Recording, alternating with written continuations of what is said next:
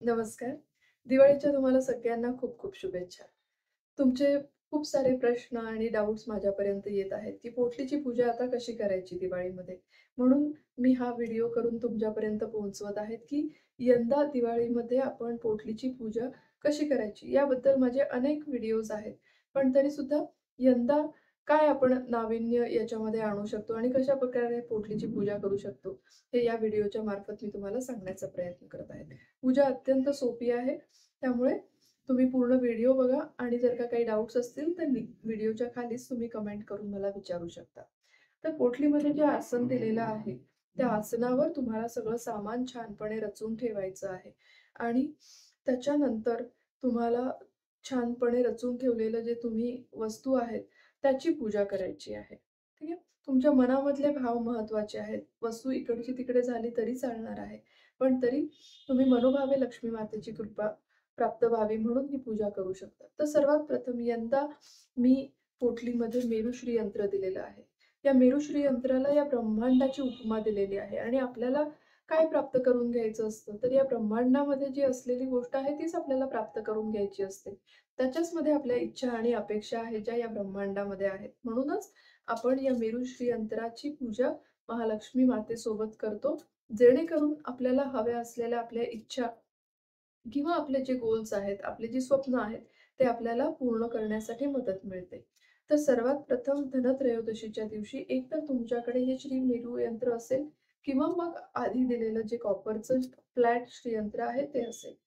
तर या दोन्हीपैकी तुमच्याकडे एक नक्कीच असणार आहे पोटलीमध्ये किंवा या दोन्ही पण वस्तू तुमच्याकडे असणार आहेत.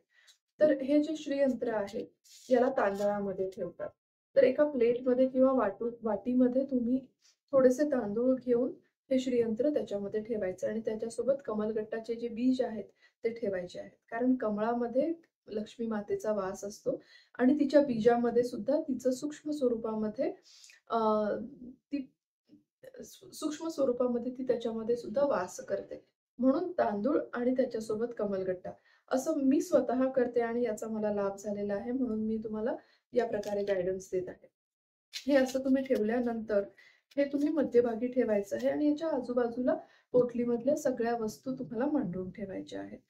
आता हे जे मेरुश्री यंत्र आहे, हे आणि तुमच्या घरामध्ये जर का लक्ष्मी मातेची प्रतिमा असेल, कॉइन असेल किंवा मूर्ती असेल, या दोन्हीचाही तुम्हाला पाण्याने आणि पंचामृताने अभिषेक करायचा आहे. जेव्हा तुम्ही असं कराल त्यावेळेस तुम्हाला श्रीसूक्त म्हणजे लक्ष्मी मातेची स्तुती असलेलं संस्कृत मधलं स्तोत्र आहे. याचं जर का तुम्हाला पठण करता येत असेल, तर ते तुम्ही अवश्य करा.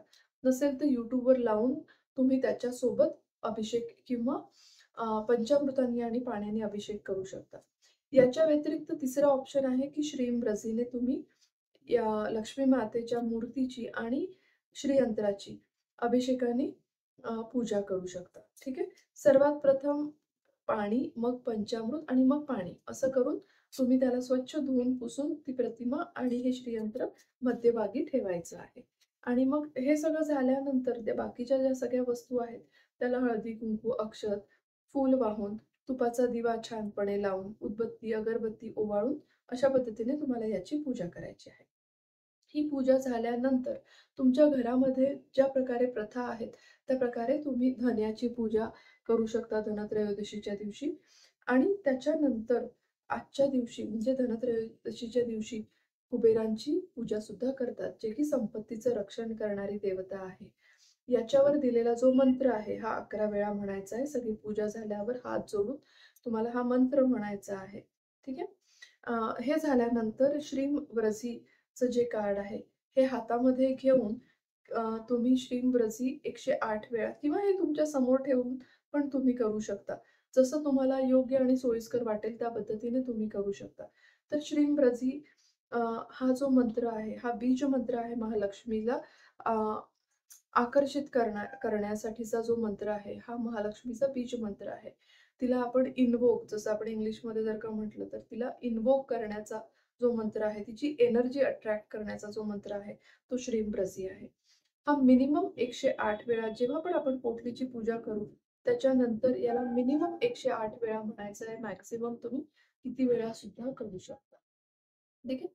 जेव्हा तुम्ही श्रींप्रसीचं उच्चारण करून तुमचा जप समाप्त कराल तेव्हा आपण पोटलीची पूजा समाप्त झाली आहे, असं म्हणू शकतो. मग याच्यानंतर आता दुसऱ्या दिवशी नरक चतुर्दशी येते.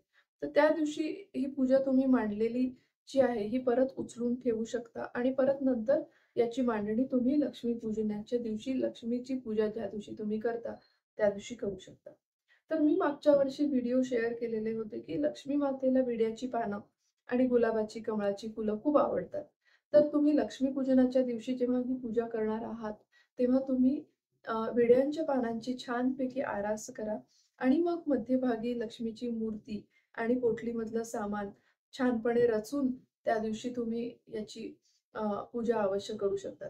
मांडलेलं जे साहित्य आहे, ज्या वस्तू आहेत, त्याला आपल्याला हळदी-कुंकू व्हायचं आहे आणि शुद्ध तुपाचा दिवा लावायचा आहे, अगरबत्तीने ओवाळायचं आहे आणि मनोभावे पूजा करायची आहे.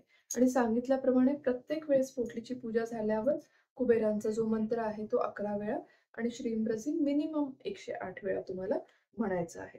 ठीक आहे. याच्या व्यतिरिक्त मला बरेच प्रश्न येत आहेत, की यंदा मी एक खूप छानशी क्यूटशी एक क्रिस्टलची फिंगर रिंग, जी की मनी मॅग्नेट फिंगर रिंग आहे, ही या पोटलीमध्ये दिलेली आहे. याच्यामध्ये पायराईट आहे, जो की शनी महाराजांना शनी महाराजांची कृपा प्राप्त करून घेण्यासाठी आपल्याला उपयोगी पडतो. याच्यामध्ये ग्रीन एव्हेंचरिन आहे, ज्याला की मनी मॅग्नेट म्हणतात आणि ही ग्रीन ऊर्जा आहे, ही जी की लक्ष्मी मातेची पण ऊर्जा आपण म्हणतो. यासोबतच याच्यामध्ये सिट्रिन आहे. सिट्रिनचा कलर असतो पिवळा, म्हणजे आपल्याला गुरुतत्वाचा सुद्धा याच्यामध्ये आपण आकर्षण निर्माण करण्यासाठी हा कलर आणि हा क्रिस्टल यूज केलेला आहे. याच्या व्यतिरिक्त आहे टायगर आय, जो की कॉन्फिडन्स आणि डिसिजन पॉवर तुमची वाढवतो.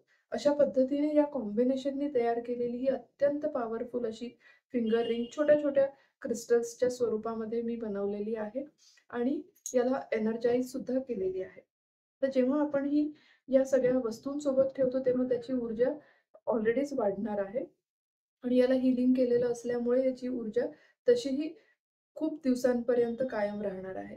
तर ही तुम्ही पूजा झाल्यानंतर अ, जेव्हा तुमचे महत्त्वाचे कामं असतील, तुम्ही इंटरव्ह्यूसाठी म्हणा किंवा प्रॉपर्टी डीलसाठी म्हणा किंवा कुठल्याही महत्त्वाच्या कामासाठी जर का बाहेर जात असाल, तर तुम्ही ही फिंगर रिंग तुमच्या इंडेक्स फिंगर म्हणजे फर्स्ट फिंगरमध्ये किंवा मग तुम्ही ही तुमच्या रिंग फिंगरमध्ये घालू शकता. या दोन्हीपैकी कुठल्याही बोटामध्ये तुम्ही ही अशा पद्धतीने ही रिंग घालू शकता.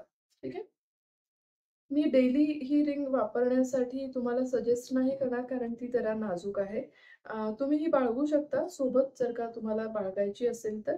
पण पोटलीमध्ये ठेवल्यामुळे याची एनर्जी जास्त वाढणार आहे आणि मग तुम्हाला कधी गरज असेल, जेव्हा खरंच तुम्ही एका महत्त्वाच्या कामासाठी बाहेर जात असाल, तेव्हा तुम्ही ही नक्कीच घालून बाहेर जाऊ शकतात आणि तुम्ही बघाल की ही मॅजिकली तुमच्यासाठी वर्क करेल. ठीक आहे. याच्या व्यतिरिक्त बाकीचं सामान सुद्धा पोटलीमध्ये आहे. गोमती चक्र आहे, जे की समुद्रामधून आपल्याला मिळतं.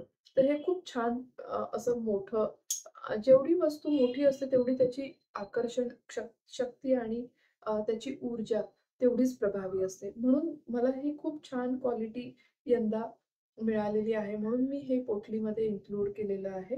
तर हे गोमती चक्र सुद्धा तुम्ही हातामध्ये ठेवून मेडिटेट करू शकता. श्रीम उच्चारण करू शकता. यांनी सुद्धा तुम्हाला याच्यामधून तुमच्या शरीरामध्ये जी ऊर्जा मिळणार आहे, ती अत्यंत सुंदर ऊर्जा असणार आहे आणि हे तुम्ही करूनच मला तुमचे अनुभव कळवा, की हे केल्यानंतर तुम्हाला कशा पद्धतीने ऊर्जा शरीरामध्ये अनुभव होत आहे. ठीक आहे. या सगळ्या वस्तू लक्ष्मी मातेला आवडणाऱ्या का आहेत? कारण की या समुद्रामधून आलेल्या वस्तू आहेत आणि माता लक्ष्मी ही समुद्रकन्या आहे, समुद्रवासिनी आहे आणि समुद्र म्हणजे तिचं माहेरघर आहे आणि या सगळ्या वस्तू तिच्या माहेराहून आलेल्या असल्यामुळे या जिथे पण असतील, तिथे तिला चिरकाल वास्तव्य करण्यासाठी नक्कीच प्रेरणा देणार आहेत. म्हणून आपण या पोटलीमध्ये या सगळ्या वस्तू वापरतो आणि लक्ष्मी मातेची आराधना, लक्ष्मी मातेची पूजा करतो.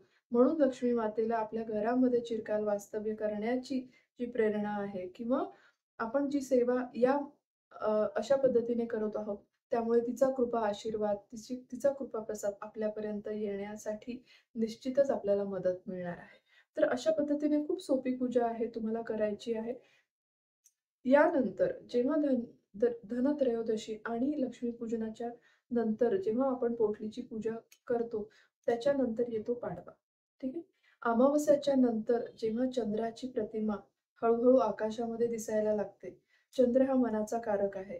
ठीक आहे. मनाची ऊर्जा वाढवणारा आहे आणि अशा पद्धतीने आपण धनत्रयोदशी आणि लक्ष्मीपूजनाच्या दिवशी जेव्हा पोटलीची पूजा करतो, तेव्हा ऑलरेडी घरामधलं वातावरण प्रसन्न झालेलं असतं, मन प्रसन्न झालेलं असतं. त्यामुळे पूरक असं वातावरण आपल्याला मॅनिफेस्टेशनसाठी तयार झालेलं असतं. ठीक आहे. याच्यामागे सायंटिफिक रिझन्स सुद्धा आहेत. कधी वेळ मिळाला तर नक्की यावर आपण चर्चा करूयात. पण मी तुम्हाला थोडक्यात सांगते, की पाडव्याच्या दिवशी म्हणजे प्रतिपदा. प्रतिपदेच्या दिवशी तुम्ही जेव्हा पोटलीची परत एकदा पूजा कराल, त्या दिवशी तुम्हाला सगळी पूजा पूर्ण झाल्यानंतर निवांत रात्री बसून तुम्ही एका पांढऱ्या कागदावर तुम्हाला लाल किंवा हिरव्या पेनने सर्वात प्रथम आधी लक्ष्मी माता प्रसन्न, मग तुमचे गुरु जसे माझे स्वामी आहेत, तसं मी श्री स्वामी समर्थ प्रसन्न आणि तुमची कुलदेवता, जशी माझी रेणुका माता आहे, तसं रेणुका माता प्रसन्न. असं हे 3 तुम्ही ओळी लिहिल्यानंतर तुमचं जे गोल आहे, तुमचं जे मॅनिफेस्टेशन आहे किंवा तुमची जी इच्छा आहे, ती तुम्हाला लिहायची आहे प्रेझेंट टेन्समध्ये. हे तुम्हाला करायचं आहे प्रतिपदा म्हणजे पाडव्याच्या दिवशी. कारण त्या दिवशी चंद्राची ऊर्जा जी आहे, ती हळू कलेकलेने वाढायला सुरुवात होते आणि त्याच प्रकारे तुमच्या मॅनिफेस्टेशनला सुद्धा कलेकलेने एनर्जी मिळायला सुरुवात होणार आहे. ठीक आहे. आणि ही पोटलीमध्ये आपल्याला ही चिठ्ठी ठेवायची आहे. तर चिठ्ठी कशाप्रकारे लिहायची आहे? जर का तुमचं गोल असेल, एक सिंपल साधं गोल मी तुम्हाला इथे एक्झाम्पल म्हणून सांगते, की सपोज तुम्हाला नवीन जॉब हवा आहे. ठीक आहे. तर नवीन जॉब हवा आहे, तर असं लिहायचं आहे, की अगदी मनातली भावना आपण आईशी जसं बोलतो, की "आई मला हे हवं आहे" किंवा "आई हे तू मला दे." ठीक आहे. तशाच पद्धतीने पण प्रेझेंट टेन्समध्ये लिहायचं आहे, की "हे लक्ष्मी माते, तुझ्या कृपाप्रसादाने मला हा नवीन जॉब या कंपनीमध्ये मिळालेला आहे आणि एवढं पॅकेज मला मिळालेलं आहे."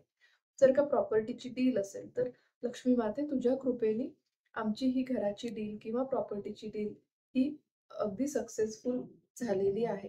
अशा पद्धतीने तुम्हाला चिठ्ठी लिहून पोटलीमध्ये टाकायची आहे. तुम्ही 1, 2, 3 अशा वेगवेगळ्या गोल्ससाठी वेगवेगळ्या 3 पर्यंत चिठ्ठ्या तुम्ही लिहून पोटलीमध्ये टाकू शकता. जेव्हा तुमचं हे गोल पूर्ण होईल, तेव्हा त्याला फाडून फेकून द्यायचं आहे. पाण्यामध्ये प्रवाहित करायचं किंवा कुंडीमध्ये तुमच्या प्लांट्सला टाकायचं आहे. ठीक आहे?